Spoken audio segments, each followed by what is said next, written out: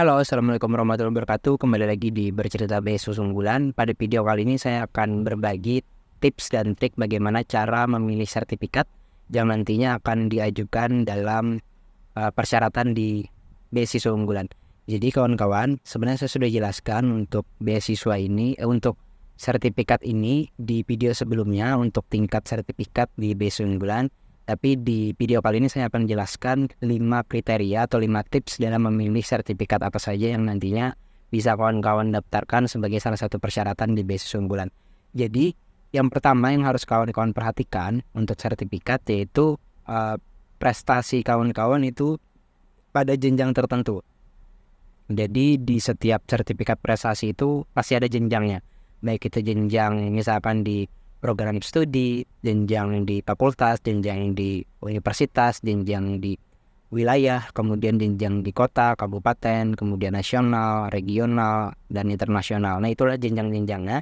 Semakin tinggi jenjang sertifikat kawan-kawan, maka sertifikatnya akan semakin lebih bagus untuk didaftarkan nanti di beasiswa unggulan.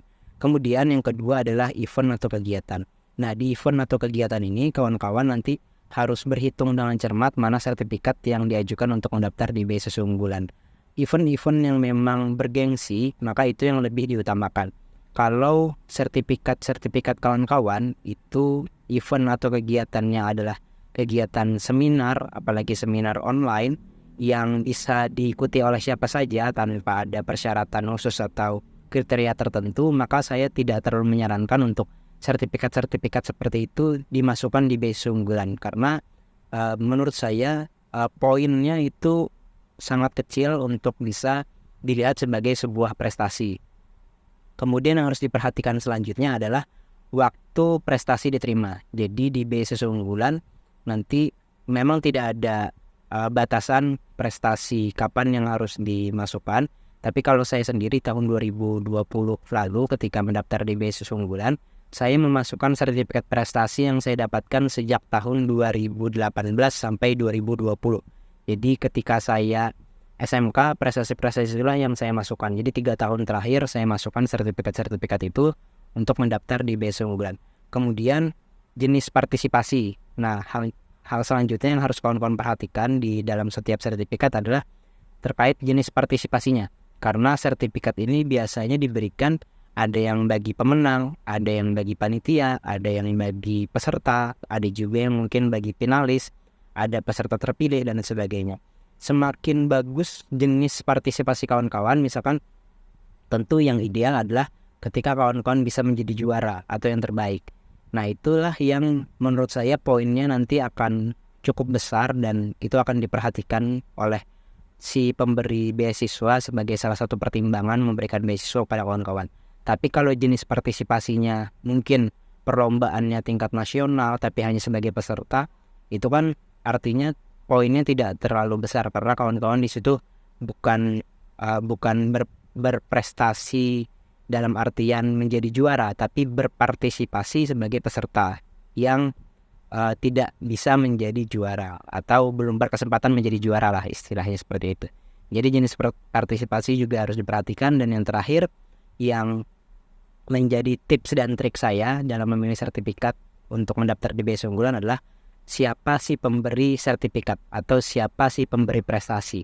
Kawan-kawan, yang menyelenggarakan beasiswa unggulan ini adalah Kemendikbud. Jadi pada saat di 2020 lalu saya mencoba mencari beberapa sertifikat yang memang waktu itu dikeluarkan oleh Kemendikbud.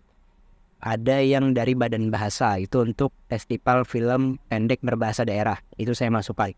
Ada juga dari Pusat Pengembangan Perfilman yang saat ini itu berubah menjadi Direktorat Perfilman Musik dan Media Baru. Pada saat itu mereka menyelenggarakan gelar karya film pelajar untuk pelajar tingkat nasional dan saya itu menjadi finalis 15 besar terbaik nasional dan diundang ke Jakarta pada saat itu, dan itu juga yang saya masukkan. Dan juga sertifikat dari Kemendikbud lainnya yang saya dapatkan yaitu kegiatan festival dan lomba seni siswa nasional tingkat nasional di Bandar Lampung tahun 2019 itu oleh Direktorat Pembinaan SMK, itu juga yang saya masukkan salah satunya. Jadi memang kalau kawan-kawan punya sertifikat yang diberikan oleh Kemendikbud, saya sarankan itu sertifikat yang diprioritaskan untuk kawan-kawan masukkan karena yang memberikan beasiswa unggulan adalah Kemendikbud. Jadi kalau kawan-kawan punya sertifikat atau prestasi yang juga dikelola atau dibuat kegiatannya oleh Kemendikbud, saya rasa itu merupakan sertifikat yang dalam tanda kutip adalah sertifikat yang cukup seksi untuk nanti dilihat oleh para verifikasi atau verifikator yang nanti akan memverifikasi berkas kawan-kawan, sehingga itu nanti bisa menjadi nilai plus bagi kawan-kawan. Jadi itulah tadi 5 tips yang bisa saya berikan untuk memilah dan memilih sertifikat mana saja yang perlu kawan-kawan perhatikan untuk nanti didaftarkan di beasiswa unggulan, mulai dari prestasi jenjang tertentu, kemudian event atau kegiatannya, kemudian waktu prestasi diterima, kemudian jenis partisipasi, dan yang kelima yang paling penting adalah siapa sih pemberi prestasi itu. Itulah tadi tips dan trik terkait bagaimana memilah dan memilih sertifikat untuk mendaftar beasiswa unggulan. Tetap semangat dalam mendaftar beasiswa unggulan dan sampai jumpa.